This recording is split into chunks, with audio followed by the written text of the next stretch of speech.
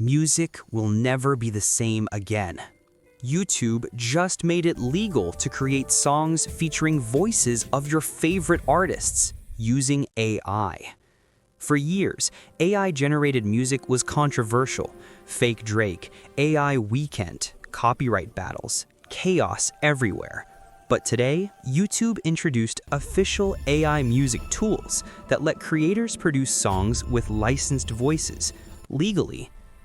Universal Music Group and YouTube partnered to protect artists while unlocking creativity for millions. Imagine this.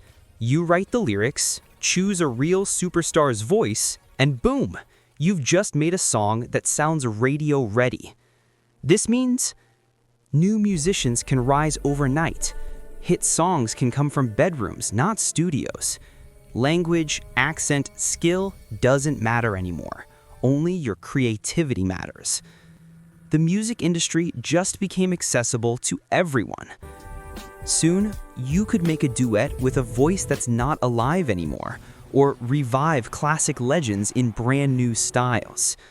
A new era is here. What's the first artist voice you want to sing with? Tell me below, and don't forget to follow for more AI breakthroughs.